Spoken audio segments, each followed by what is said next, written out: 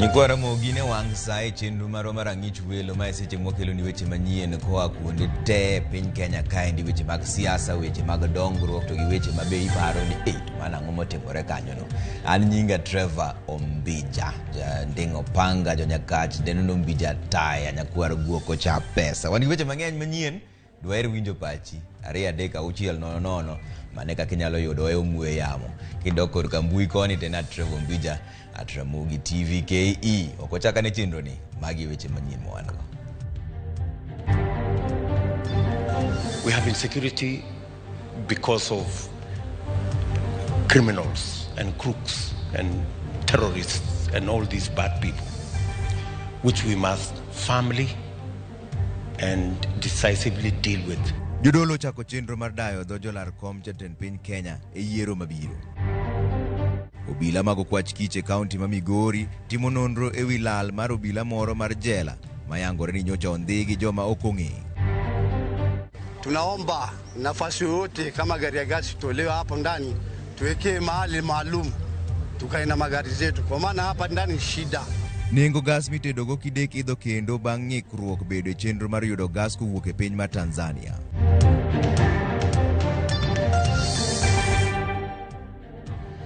Erokamano kuom keto Ramogi TV kaendi. Jaloko marwa en Belinda Adhiambo nyar game odiero dendo ni nyar gem. Kamano wachakane ni aputu wanyo dayo dho jolar lemo mar bedo jalup Raila.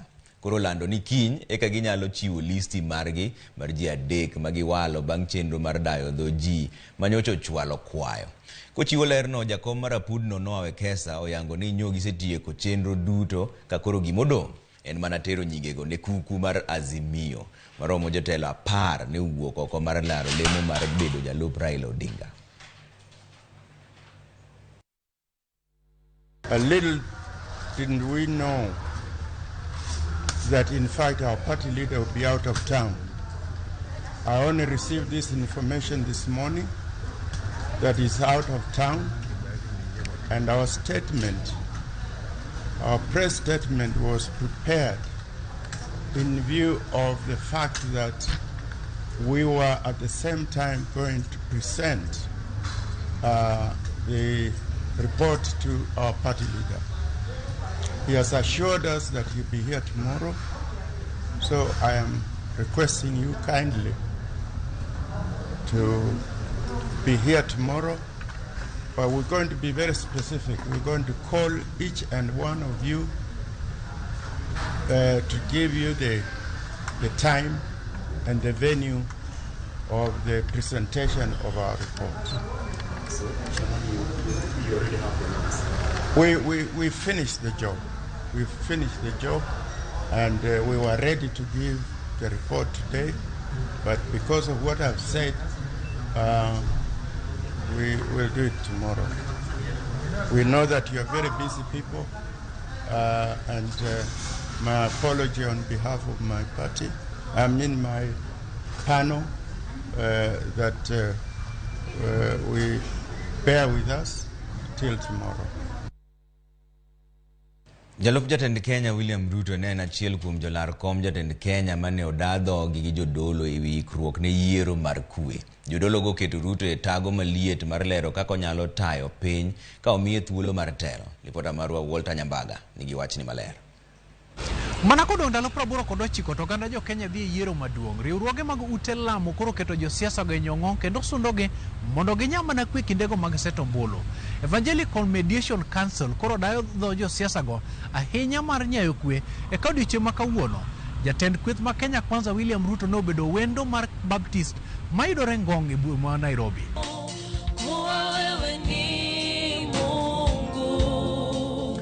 Kotelnegi kod Bishop Edmund Mudibo, riwruok mar jodolo matayo chenro mag thek Evangelical Mediation Council ne oketo jalar kom tend piny Kenya tago maliet. Jachung' mar duond bura mar UDA riwruok mar Kenya Kwanza William Ruto ne omi ting' mar lero mahino mare e neno ni yiero mar dwe mar 8 tim yor kwe. As a Democrat from where I sit, just like in an election, you go to an election, of course with the intention of winning, but sometimes you don't win. So when you go to an election and the majority decide not in your favor, you must respect the outcome of an election. Penjo mokwongo ne jalup jatend piny William Ruto ne en keto e ler yore ma ochano tiyo godo jiwo arita kod ratiro mag bad migawo mar doho. We are a country of law. We're not a country of men. It's not what I want, it's what the law says. And yes, there have been instances where court rulings have not been obeyed. And I think everybody should be held to account when it comes to respecting the rule of law. There should be no exceptions. Jadolo Madibo mane tayo chenro ni nyimo oganda jo Kretus bende ne ochalo penjo mane wuok kuom oganda mane dwaro ler ewi nyalo mar Ruto e kedo kod mibadhi kendo jiwo dongruok e kaachiel kod chiro chumi. First day I will appoint an accounting officer for the Inspector General of Police and the Police Department and give them an independent budget and demand the greatest inclusivity we can have in our nation is reworking our economy and making sure that it creates the opportunities that will give us the chance to create inclusivity. Jatelo no mane oten kod jo siasa mane obolore od ruoth tinende kinde ma Ruto ne chiwo singo mar tiyo kod jok modak kod ng'ol e kaka telo mar rango ji duto. The Kenya we have is enough for all of us. We can expand opportunities. E lalruogno, jalar komtend piny Kenya maonge duond bura Ruben Kagame ne oyuoro e kanyakla kod jachung' kod Agano Party David Mwaura bende ne ochopo. There's nobody too powerful to be brought down by God. Walter Nyambaga, Ramogi TV, Nairobi. Din mar jokopere okwayo jogo ombulu kod jo siasa mapacho kaendi mondo mi onya kwe ahinya to seche makoro piny Kenya ikore ni yiero. Kane gilose romo mane oriwo gi kanyakla gi jochung' e weche ute fwambo mapacho kaendi jodologo ka otelnegi gi Archbishop Anthony Muheria ma diocese ma Nyeri ojiwo jo Kristo mondo obedni gine opara manyime e kwedo timbe ma ok ni kare ma itimo gi jo siasa. Jofwambo bende nojiwo kanisa mondo mi kik gidong' chien e kwedo richo matimore pacho kae kod timbe mag rocho ratiro.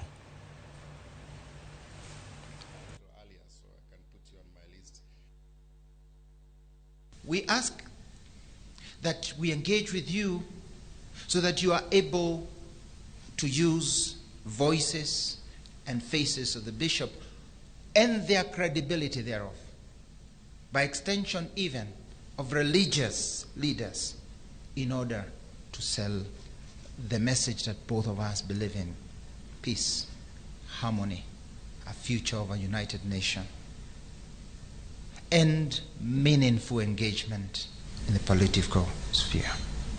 We have to be the watchdogs. We have to hold those in positions of leadership, positions of power, positions of privilege accountable for how they exert and deliver on their mandate in this election.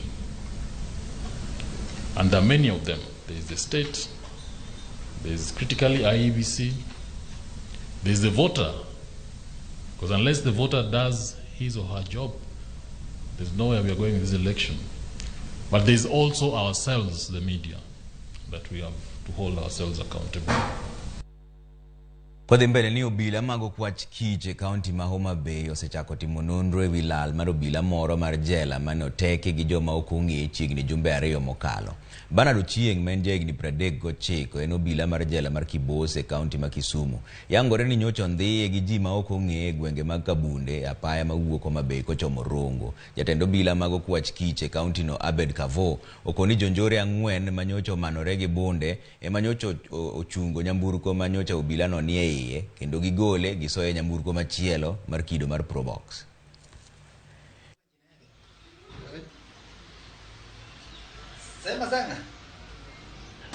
So when the matatu started going towards Rodi, it reached Ongande stage, which is around 3 kilometers from Homa Bay town. So it was dropping a passenger in the junction of Ongande Girls. They are alleging that it was, as it was dropping 30 passenger, a prom box came from behind, which was white in color, and it blocked the matatu from in front. They are alleging about 4 men arrested who were armed with guns, and they had a handcuff. They forced those front guys, the 2 prison officers, to alight, and they inquired from them who was Bernard Ochieng Omolo. So after the officer identified himself, he was handcuffed and forced to enter into that prom box. Investigation are ongoing. We have recorded statement of about 6 people. Kwa mbele ni governor mar county ma Migori Zachary Okoth bado chwalo nyinge ji 4 ne od bura mar county no mondo migi puodhgi ne lemo mag jotend migepe mopogore opogore. Thuolo mar dweche moro madek osekalo ka kombe moko mag migepe ni nono bang' ka jotend migepe go nogwe tao ka gidhi manyo kombe mag siasa. Jogo mosegwelo ting'o Rose Aluoch e migawo mar Law, Bernard Wambura e migawo mar Pi kod Teko, Dr. Fred Kayanga e migawo mar Pur, Korchiel kod Peter Okumu e migawo mar mochung' ne jotich. Gwelo no ma otim kod governor Obado koro rito mondo od bura ma Migori opuodhgi ka MCAs bende dhi nyime gi golo pachgi mopogore opogore. Unite the house. Where you have gone wrong, where we have gone wrong.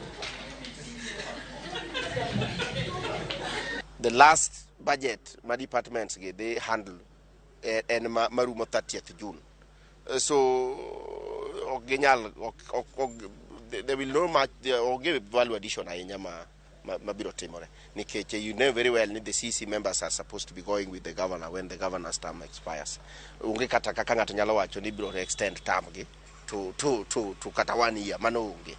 So well as assembly watemutijwa executive was atemomargi wambo biro temomarwa. We have the option of saying no, there is no value for money here. One option marwacho ni well, we can approve them. Gikelo gi assembly be nigi tich manyaka tim, kech assembly is the approving body. Koro ne speaker o commit go to appointment committee mabiro ng'iyo gi, after which ibi puodhgi koromo ga puodha. Alu mage dhi medo to tin. Taparo ni wisdom mar the appointing authority be nitie gima noneno. Jotelo chakre kor gwenge okwa mondo oketo kenge makare mar neno ni taka oket makare kendo kohinyo ngima mar jodak. Magi biro sama thoth bombe sani medore kendo koro chorore machiegni kod gwenge, gino mamedo pek e weche mag wito taka e yo makare. Idwaro mondo oketo kenge mopogore opogore kanyakla kod jiwo oganda mondo mi olos mwandu ka gitiyo kod moko kuom taka mabiro kaka achiel kuom yore mag yuto bende.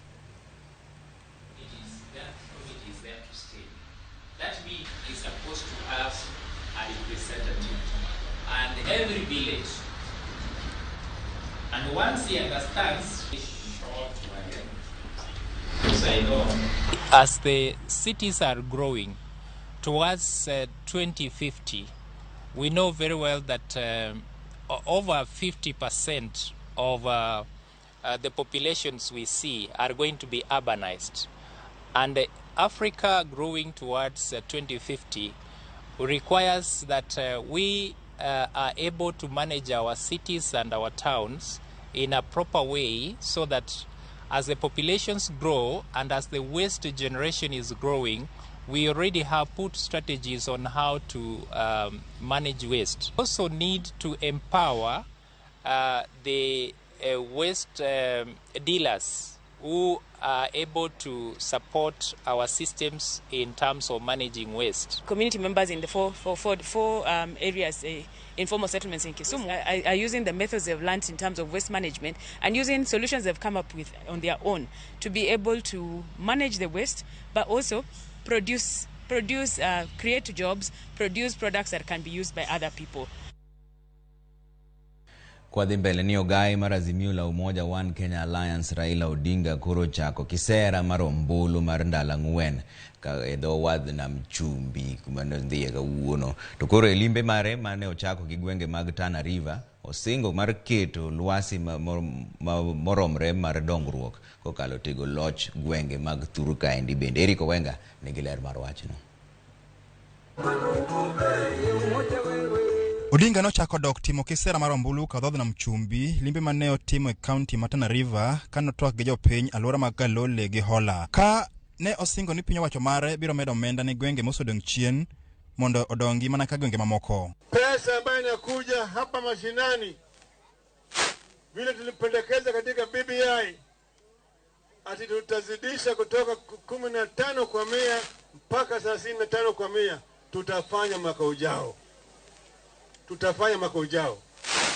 Sasa serikali ya hapa ya Generali Godana atakuwa na pesa ya kutosha ya kufanya mambo ya barabara ya lami hapa. Bangi godhiambo Odinga gi Lange no mol Kilifi ya alwora magongoni.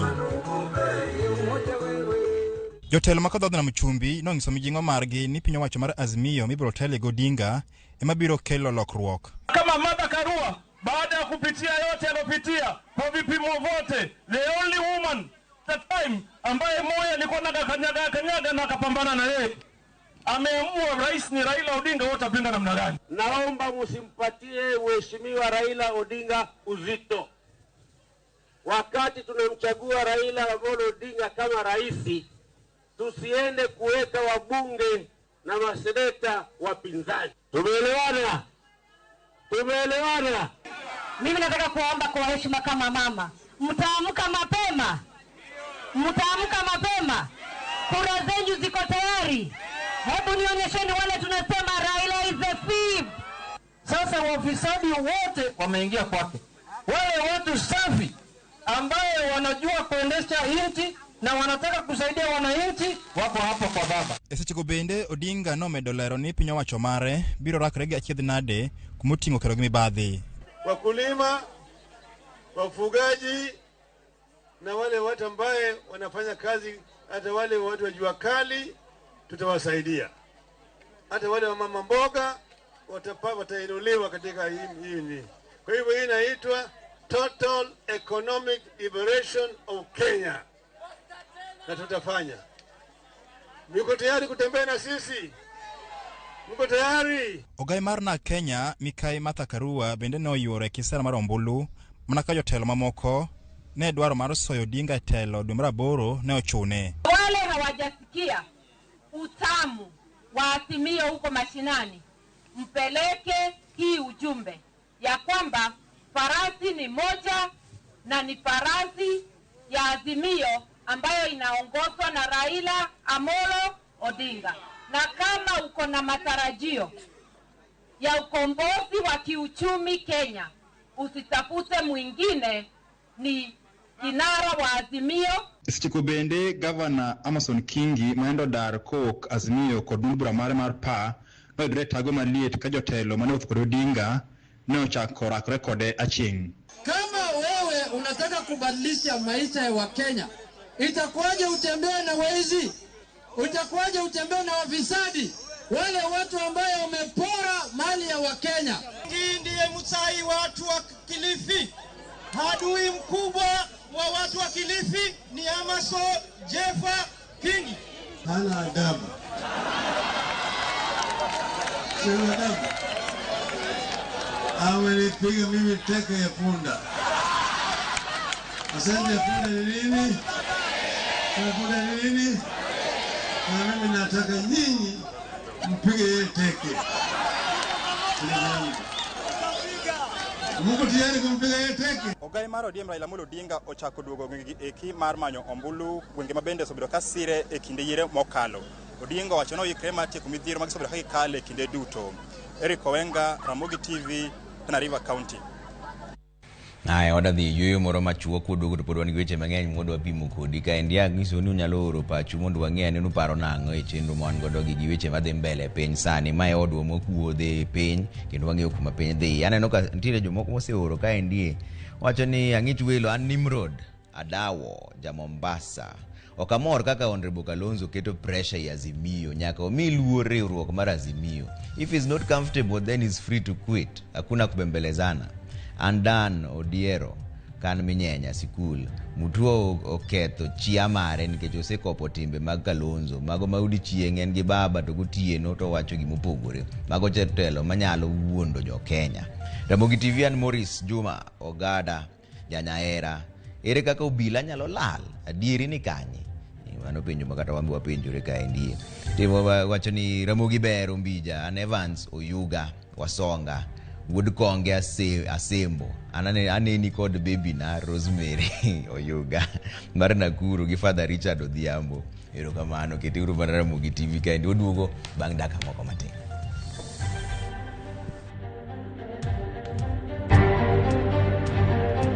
Nying ji ang'wen ochwal e od bura ma Migori ne lemo mag tend migao. Wan kod stima, pi mang'eny, arita kwe morid, skul kod osiptende bende dire machiegni. Ni mathoth, you are told e namba mar 0716 222 888 kata 0703 66333.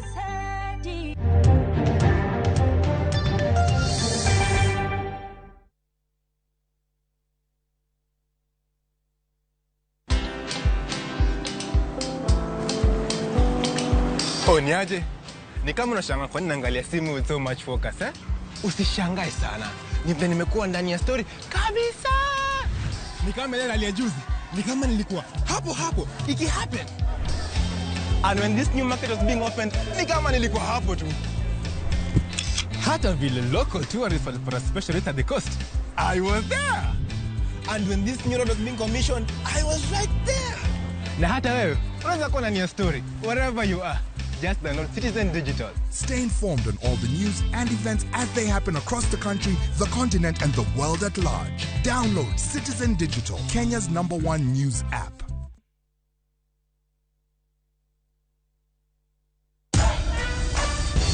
Other insecticides are made of synthetic toxins that are extremely harmful to your body. Bolt is primarily made from natural pyrethrum, which means it's not harmful to your body and is safe to use in your home. Bolt, safe for you, deadly on doo-doos.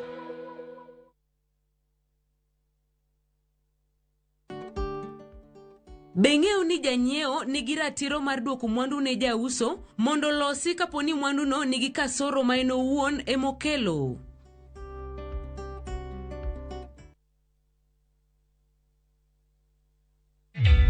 Introducing a new way to earn cash every time you buy airtime. Simply dial *487*2#. Buy airtime, pay for electricity or water bills for you or someone else, and get paid papo hapo.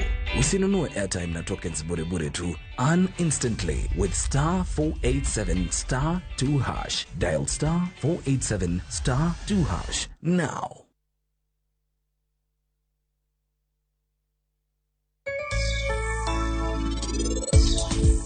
Kuma onge tuoche mang'eny ahinya, alafu be emang'eyo timo maber. Osuga tek matin nikech osuga pimre mang'eny, lakini pesa to tin.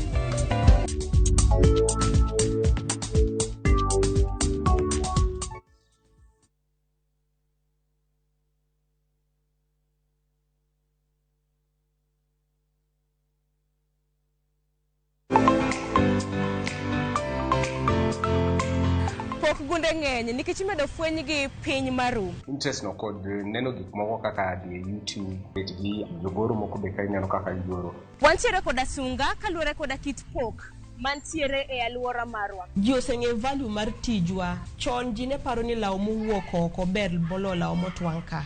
Wafwenyo gi kendo wamiyo gi thuolo mar nyisruok. Tie jok mane industry mosebede industry for so long. Los kod gi penj gi ni adwa loso gini talose nade. Kik yie mar pok kod talanta bai chieng' tich ang'wen ka tich ang'wen chakre saa 2 nyaka saa 3 mar okinyi e TV mar Ramogi kitayo kod an Sharon Ong'ao.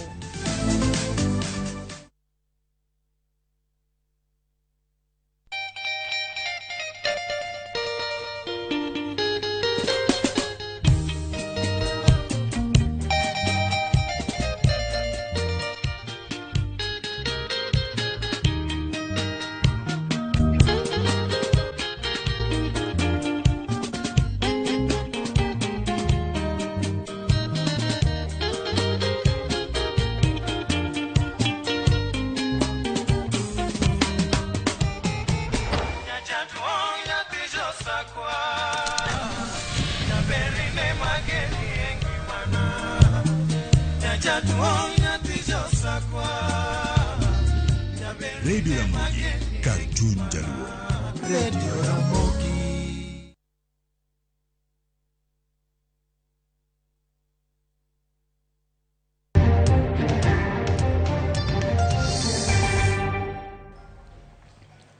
Warwako nyikwa Ramogi wadhi mbele gi chenro marwa marangi chwelo ma kama weche manyien biro ni achiel kachiel kwa dala wa Nairobi kae ndi Ramogi TV kwa dhi mbele ni kwan mar nyithindo manyiri magamo iye ma owewo medore ka wuok ata malo 21 nyaka ata malo 29 e kind higa mar 2016 nyaka 2019. Ma en kaluwore gi nonro manochiw gi migawo mar thieth ma bende yango ni kwan rowere makoro gamo kute magayaki odhi malo mokalo. Judith Mondi nigi ler mar wachni. E kind higa mar 2016 kod 2019, kwan mar nyithindo manyiri mane ogamo iye ma oiw nomedore kod atamalo mohewo 8.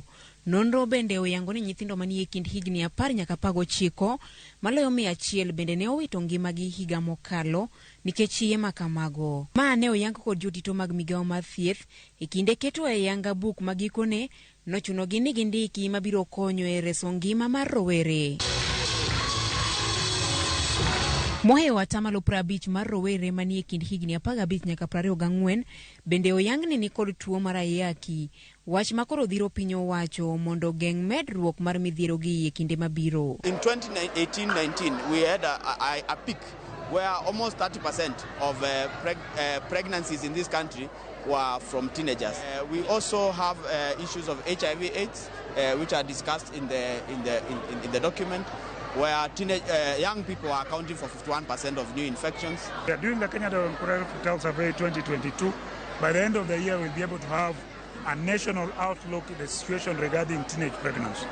Jopuonjre manigi pek mar neno bende ne oriwore kod jopuonjre mamoko e nyasi mar sidho bugno. Buge mane opuodhi ne nyithindo manigi pek mar neno bende olosi.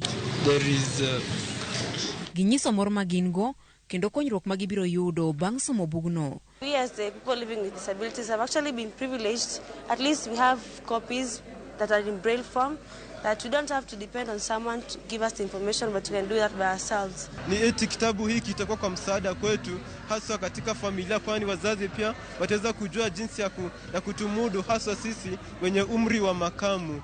Jopuonjegi bende onyiso fuongruok magiyudo bang' yudo bugego. Imekuwa ni shida sana kwa wanafunzi kukua na kujielewa. Wale wanapokuwa miaka 12 mpaka miaka 19 ndio wanakuwa wakifanya ile inaitwa discovery. Nataka kujua wao ni kina nani, kama ni kijana, kama ni mfrana, kama ni kijana, anaona mambo sinatokea na sielewi. Sasa kwa hiki kitabu kutakuwa na wao kuweza kusoma na kuelewa haya maneno.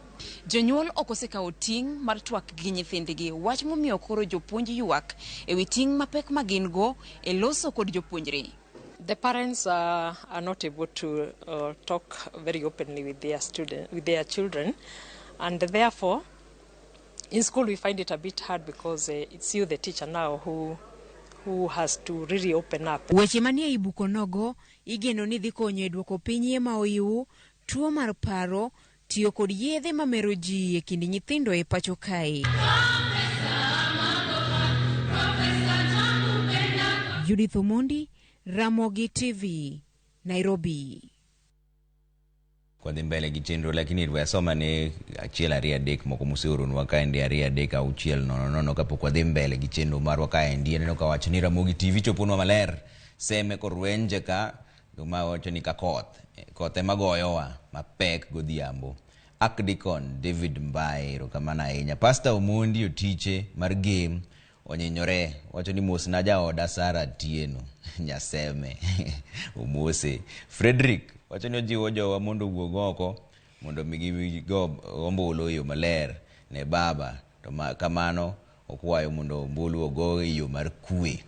Kwa dhi mbele kendo kanyo ni Morombi Jan Francis Kauko Kisumu wacho ni Kalonzo aondoke tu kwani kuna nini, onyalo wuoka.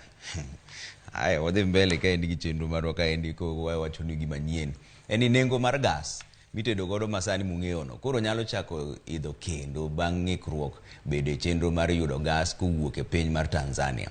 Loche buora omoko e kiep Kenya kod Tanzania e gwenyruok mokel kod osuru ma igolo e mwanduno. Edwin Okoth nigi ler mar wachni. Bang' bedo kod nok mar modhi mag nyamburko manomiyo oganda winjo pek e yore mag wuoth, pek koro mienjo e yore mag tedo. Loche moting'o gas mar tedo osekwamo Namanga e kiewo mar Kenya kod Tanzania kuom chiegni juma achiel, kama koro moko kuom jogo ma uso mwandu no onge kode kata matin. We have not been selling, really. When we spoke to our suppliers, we were told that the government is increasing the taxation. So we are really in dilemma. We don't know what we are supposed to do. All our trucks, even if we were to send to Mombasa, all our trucks have been closed within Namanga border. Hussein wacho ni githoro dhi omo gas mar tedo Tanzania kaluwore kod nengo mayot ma iuso go mwandu no e pinyno. Kata kamano, owacho ni medruok mar osuru makoro osekelo gwenyruok kendo miyo loche makelo negi mwandu no omoko e kiewo kuom ndalo 7 mosekalo nyalo medo nengo mar gas mar tedo. All industrial area plants, if you today go, are all are without product. And that's where we are saying, if this thing continue, then the LPG pricing will shoot to 250 per kg.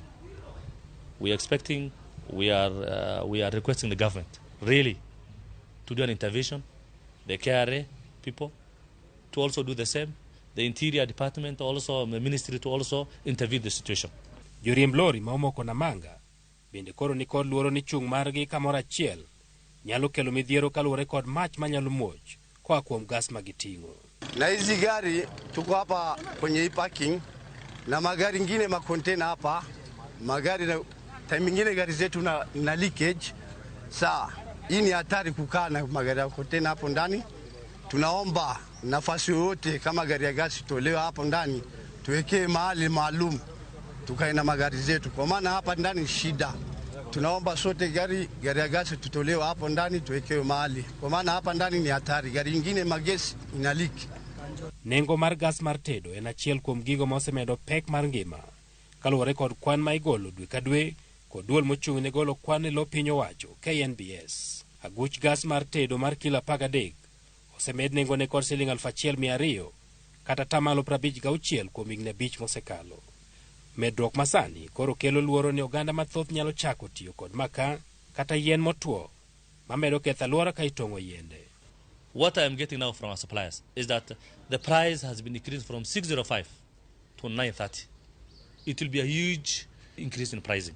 That will affect the costing element. As you can see, we are moving, one of the visions 2030 is that we are supposed to move to green energy. This is something that the government is supposed to be introducing. So if we continue this way, then we, in fact, even with the introduction of VAT into the LPG industry, resulted in the move, the paradigm shift from LPG to charcoal. Uso mar gas opogore kod uso mar modhi mag nyamburko ma nengone itayo kod duol mar EPRA, omiyo jauso ni kod thuolo mar medo nengo mare kaluwore kod kaka giyude. Geno en ni piny owacho biro tieko gero tengni ma ikano e mwanduno e dhowadh nam maduong' ma Mombasa mong'ere kaka Kipevu Oil Terminal mondo yud kaka ikelo mwanduno mang'eny kendo itayo nengo ma iuse go ne oganda. Edwin Okoth, Ramogi TV, Nairobi. Senator Masiaya James Orengo mabende jachung' mar ODM e laro kom mar gavana Masiaya owalo William Oduol kaka jalup ne motelo ne yiero mar dwe mar 8 maendi kaka George Bati lero mwachni. Nikech siasa en kwano. Jachung' mar ODM e laro kom gavana Masiaya James Orengo koro walo jakwano William Oduol Denge kaka jalup ne mondo konye yudo duoko mar kaka ginyalo loyo komno tarik 9 dwe mar 8. Kaluwore gi oboke ma ochuo e kogno gi Senator no Masiaya, ng'eyo mar Oduol e weche mag siasa ahinya e kaunti Masiaya biro kelo negi yot e yudo loch ka ochopo dwe mar 8. Bang' jo Kenya kadho chike manyien higa 2010 ma bende ne okelo piny owacho mag kaunti, Oduol ne otemo hape. Piem mar siasa Masiaya ne otwere kinde kod gavana masani Colonel Rasanga mano yudo loch e yiero no. Loch mano Oduol okwedo. One would have expected that, our ducks would have been in a row, that we had everything ready. Unfortunately, the excuse that we had yesterday is that the delivery truck I think delivered some ballot papers to Migori. That's why we couldn't have it yesterday. Kata obedo ni doho nowito oko yiero mar Rasanga kendo golo chik mondo gidogi e debe, Oduol ne pod ok oyudo thuolo mar telo ne Siaya kaka gavana margi mokwongo. Lony mar Oduol kod ng'eyo mare siasa ma Siaya ahinya higa 2013 koro nyalo kete ong'ala manyime e ywayo ombulu ne kweth margi kowuok kuom moko kuom jogo manoyie kod kitelo mare. Oduol osetiyo e bond mar bad migawo mar KOP e gwenge mag milambo mar Nyanza, kendo en gi lony e weche mag nyayo telo makare kind lemo mamoko ma onywando kembe mag pinje maoko. Wenge mag siasa neno kagima welo mar Oduol osumo winjruok ma higa 2013 kama gwenge mopogore opogore e kaunti ma Siaya nopod ne gi lemo e otiko mar ODM. Kaluwore kod welo mar ODM madwe mar ang'wen higani kendo mondo lemo opog makare gwenge duto ma Siaya, koro kwano ne en manyo kama igole jalup gavana mabiro bugo tie Orengo e kisera mar ombulu. Bang' chiwo otiko mar gavana ne Orengo mawuok e gwenge mag Ugenya, otiko mar Women Rep ne Christine Ombaka mawuok e gwenge mag Gem, seneta mawuok milambo mar Aora mar Yala. Rot manodong' koro dwaro kaka inyalo rwako ombulu ma Alego Usonga ma e kama Oduol wuokie e debe mar ODM. Welo mar Oduol obiro ndalo 5 kende motelo ne tarik 16 ma en odiechieng' mogik ma duol mar yiero kod kiewo IEBC nochiwo mondo jochung' e kom mar gavana kod malaro kom jatend piny oyangie jolupgi. Bang' Orengo koro yiero kendo keto ayanga jalupne, piem mapek koro dhi neno e kind kweth mar Orengo gi Oduol kod mar mane en jaod bura mar Arieda Nicholas Gumbo ma bende ne oseyango mane en jawach e lo obila Charles Owino kaka jalupne ka gidhi laro kom mar gavana ma Siaya kod otiko mar UDM. George Bati, Ramogi TV. Jatend piny Kenya Uhuru Kenyatta osidho ayanga od thieth mar thiedho kendo welo ne jotuo nyarogno. Kar thieth no yaw e hospital maduong' ma Kenyatta buore ma Nairobi kaendi. Od thieth ma kamano nyaka sani osekonyo jotuo mokalo 200 ma iwelo negi nyarogno. Judith Omondi nigi ler mar wachni. Od thieth ma oyang kaka Zarina Mirali ma osekelo kony ne jotuo mag nyarogno maromo 200 nyaka ne gere e osiptal maduong' ma Kenyatta. Koro osepuodhi kaka mano mabiro kelo pogruok e thieth michiwo ne jotuo mag nyarogno e pacho ka. How are you? How are you feeling? Od thieth mane oger kod omenda maromo $200,000 oyango kod jatend piny ni biro kelo lokruok e kit thieth ma osebedo kitimo e kinde mokalo. Jotuo mag nyarogno koro inyalo bi thiedhi kendo wilnegi nyarogno ma gidog pacho e odiechieng' achiel. The opening also of the Zarina Mirali Surgical Daycare Center aims at delivering surgical daycare, surgeries that do not require hospitalization before and after operation. This will help facilitate faster management of patients, reduce congestion in our wards here at the hospital by reducing pre- and post-surgical admissions, cutting down theater waiting times, and allowing for same-day surgeries. Okang' mar gero od konyo jotuo mar nyarogno en mana yo achiel mar neno ni oganda jo Kenya oyudo thieth makare kendo e yo moyueyo kata UHC. Jatend migawo mar thieth Mutahi Kagwe koro oro mana kwayo ne lakteche mondo chope konyo jopiny nikech mano ema koro odong'. I would like to take this opportunity to appeal to those who are able, those are the philanthropists who are able to do the same things. We have seen a few of them, a few philanthropists help us in the health sector. And we make an appeal today so that others can also come forward and help us to create these facilities that serve Kenyans from across the board. Jakom mar osiptal maduong' ma Kenyatta Jono Hoko okoni ting' maduong' ma gidwa keto e tim en yaro badgi mar konyo wilo ne jotuo nyarogno ka bende giikore mar tiego lakteche mamoko mondo duok piny kwan mar jotuo madiwo nikech nok mar lakteche. This center of excellence in transplantation of organ transplants, yeah, and then do the other specializations, training of specialized staff, yeah, jointly with the university to make sure that these individuals are available. Jotuo mag nyarogno ma osechako yudo konye kar thieth mane oyawa yangano onyiso mor margi. Moko kuom gima osebedo ka yuare kod tuo mar nyarogno chakre higa mar 2019 koro koni gin gi geno mar yudo konyruok mapiyo. The most difficult part of this journey is that you have no option. You have to go to dialysis and you are kind of you spend most of the time there.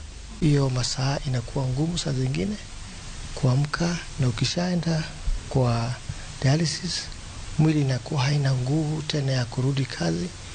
Kwa hivyo hata kama kumeajiriwa, mwajiri wako anaweza kufukuza kazi. Judith Omondi, Ramogi TV, Nairobi. Aya, wadhi yuwe moro matin waduogo gi weche mag tuke, gi weche mag ohala. Anere. Jotend arita kwe osingo ne piny lwasi maber e nyasi mag Africities. Wan kod stima, pi mang'eny, arita kwe morid, skul kod osiptende bende dire machiegni. Ni mathoth, you are told e namba mar 0716 222 888 kata 0703 666 333.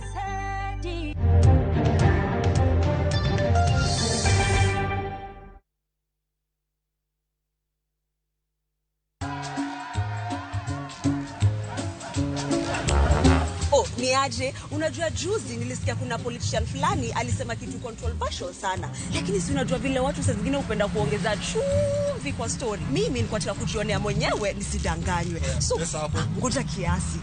Yes, sasa mimi sikungoja kuambiwa. Nilipata the full story hapa kwa simu yangu kupitia app ya Citizen Digital. Hata wewe unaweza pata hii app pia. Unataka nikuoneshe? Stay informed on all the news and events as they happen across the country, the continent, and the world at large. Download Citizen Digital, Kenya's #1 news app. Under the high patronage of the President of the Republic of Kenya, the city of Kisumu will host the 9th edition of the Africities Summit from the 17th to the 21st of May 2022. Several thousand participants, including 3,000 local officials, are expected to attend the summit. The theme of this edition is the role of intermediary cities of Africa in implementation of Agenda 2030 of the United Nations and the African Union Agenda 2063. Register today on africities.org and join the summit in Kisumu from the 17th all the way to the 21st of May 2022.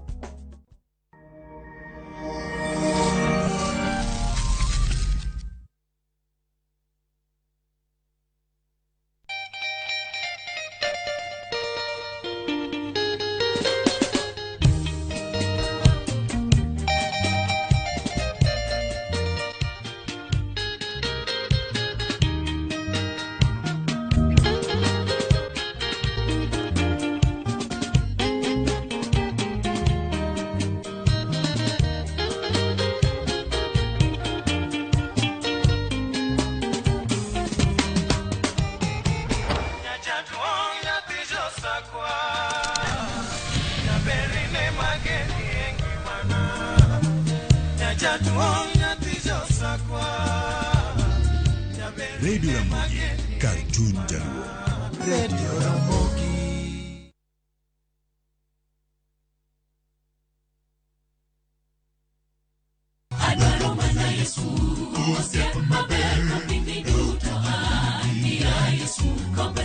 Chung kod wende mag pako Nyasaye, ngeso ka ngeso gokinyi, kod injili mapuonjo, gwedho, kendo loko ngima. Chik mana iti ne duondo polo. Koa kuom jotich Nyasaye mowal, makelo weche mag geno. Paka malich madongo waseneno ka jawaro chungo. E thuolo ma samoro ji oseparo ne ok nyalore. Ruoth Nyasacha e ruodha. E injili ngima, ngeso ka ngeso, saa 2 okinyi, e Ramogi TV.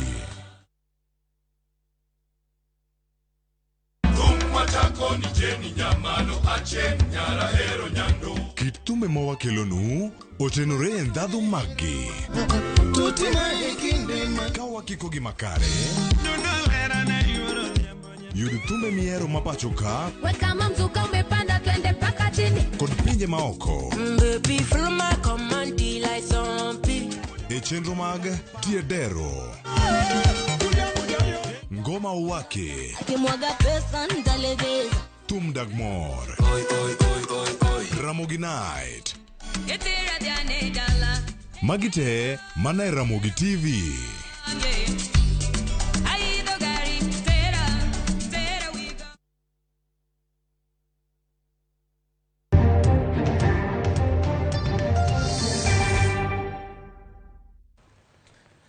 Kwadhi mbele ni apisa mag rito kwe ne odhi nyime gi timo apedha mar duoko kwe kaunti mar Marsabit. Ne gindhiyo achije moko 4 kod bonde maromo 5. E apedha no bende ne omiyo obila oyudo risasi maloyo 500 kod mor bonde e gwenge mag Manyata, Adhiuka kod Gof Aratha bende. Achije go riwo koda ka Umora Galgalo, Edan Hassan, Hassan Jilo, Doba Boru, Robert Jarso Bilala, Dokata Guyo kod Isaac Yatani. Ne gichope nyim jayal bura mar doho mar Marsabit Simon Arome kama ne odonjnegi gi ketho mar monj. Obila nokwayo mondo migi ndalo moko kendo 14 mondo migi giketa chijego kak pod gidhi mbele gi nonro. The application is merited and orders granted as spread. The suspect will be remanded at Marsabit Police Station for 14 days to enable the police finalize investigations mentioned 24th of May. Jotend pinje abiriyo mopogore oseyango ni biro chopo e romo maduong' mar joket mwandu mar Africities mogen timore kaunti ma Kisumu juma manyien. Ikruok maka gi kacha sani dhi nyime mana kaka ripota marwa Millicent Adhiambo leronwa.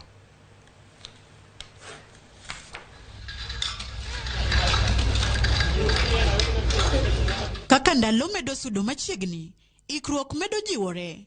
Kochakore kod weche magarita kwe, apisas magarita osingo ni arita ni kare. Komisona mar gwenge mag Nyanza Magu Mutindika osingo arita ne welo gi jopiny. We have covered all the hotels and other areas where the delegates will be accommodated. We have got a very, very precise operation order on those areas where the guests will be staying, and we want to assure the delegates that their security is guaranteed on a 24-hour basis, and we are going to give contacts of the various officers who will be responsible for certain areas. Jatend Aput matayo ikruok mar nyasino Jo Ager olero ni limbe ni kelo thuolo makende ne johala duto mawuok e alwora mar Nam Lolwe. It is a unique opportunity for local businessmen, local traders, whatever it is that your business is in. Because you know business or money is about customers.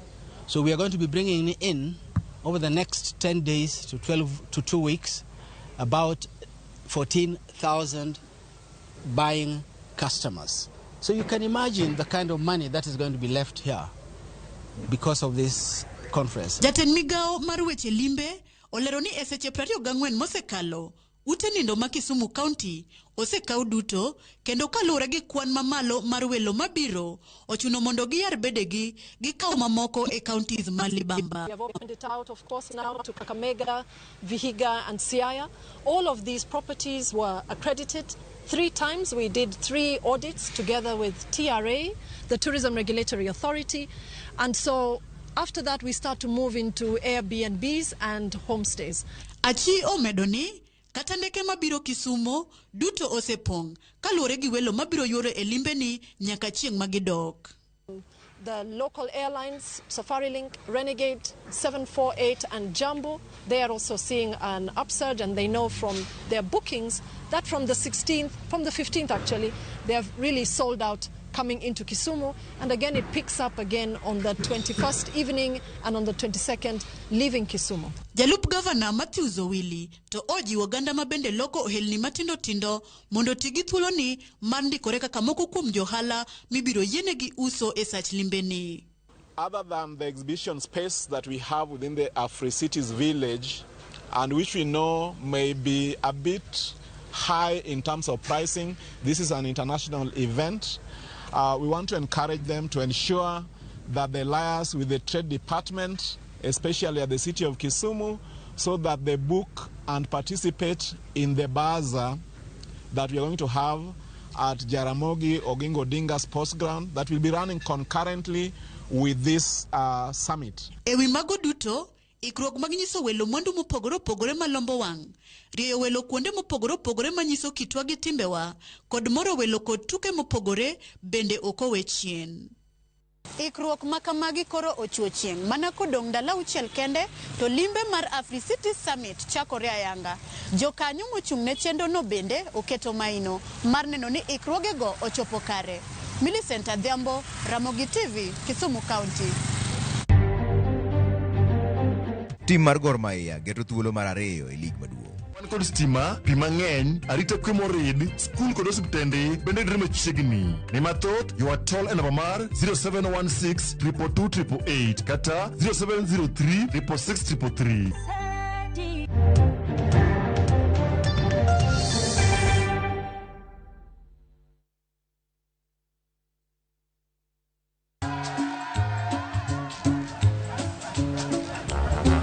Niaje, unajua juzi nilisikia kuna politician fulani alisema kitu controversial sana, lakini si unajua vile watu saa zingine upenda kuongeza chumvi kwa story. Mimi nilikuwa nataka kujionea mwenyewe nisidanganywe. So ngoja kiasi.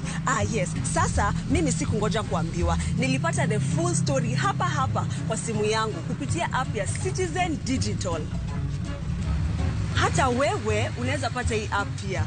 Unataka nikuoneshe?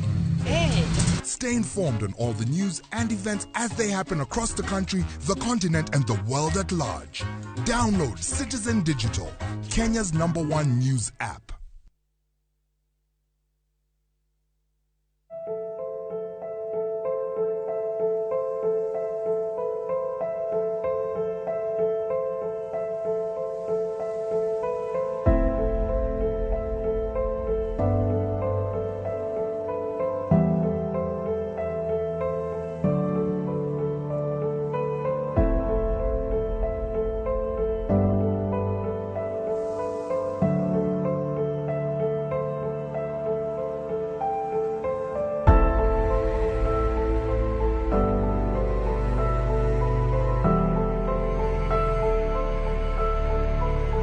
In the spirit of Kenyanness, we have come together to help our brothers and sisters affected by drought. Join us by dialing *126# to donate bonga points, cash or food, and lift one another in oneness. Pamoja tuungane.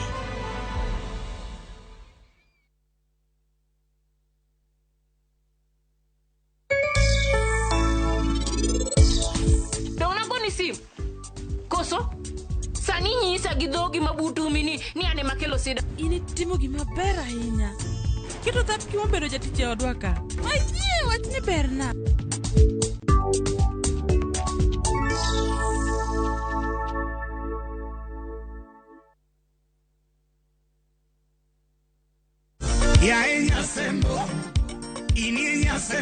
En chenro machakore gi kodira. Chenro makelo ni thumbe luo mamit mogundho. Itivyo chopo.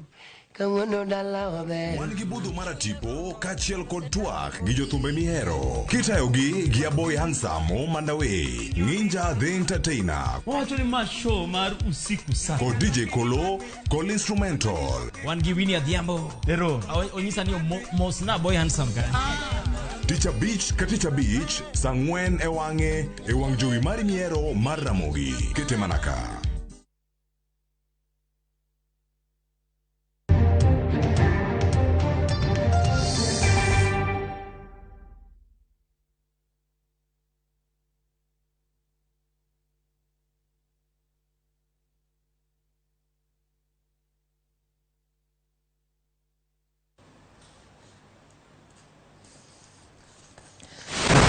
Weche mag tuke nyinga Milton Jaka Black. Tim mar Kenya oyudo midila machielo mar silver e tuke mag jok manigi nok mar winjo mong'ere kaka Deaflympics madhi nyime e piny Brazil. Sharon Cheptarus notieko e thuolo mar 2 bang' ringo kuom dakika 4 second 49.58. Jaloch ne en Anastasia Sidorenko mawuok e piny Ukraine. Jakenya machielo Rebecca Matiko notieko e thuolo mar 5. Kenya koro nigi midila 2 mag goldi, 4 mag silver kod 3 mag bronze.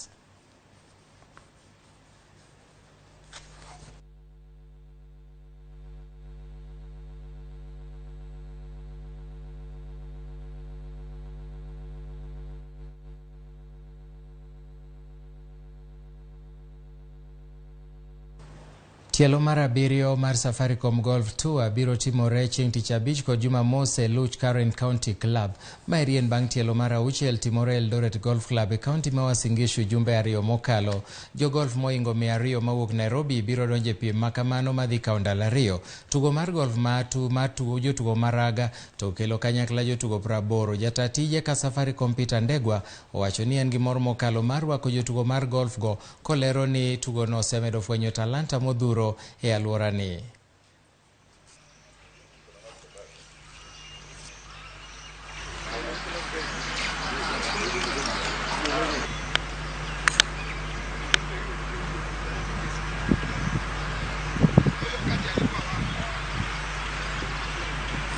E weche mamoko ni tim mar Gor Mahia geto thuolo mar ariyo e lig maduong' ma Thurka e season ni. Jagol mar klabno Matthew Gado wacho ni jofwamb weche ni ok dhi bedo mayot ahinya kawo thuolo mokwongo e tuke 4 modong' mondo mi gikal kaka Mega Homeboys ma sani otelonegi gi point 9.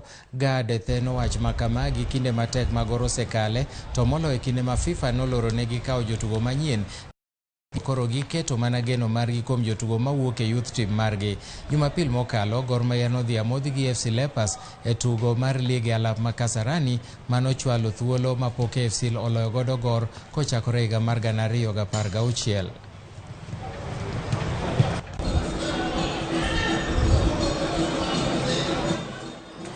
Japuonj maduong' ma Tottenham Hotspur Antonio Conte okwedo mokalo nyawadgi mar Liverpool Jurgen Klopp manowacho ni Tottenham nonyiso kitugo mojuothore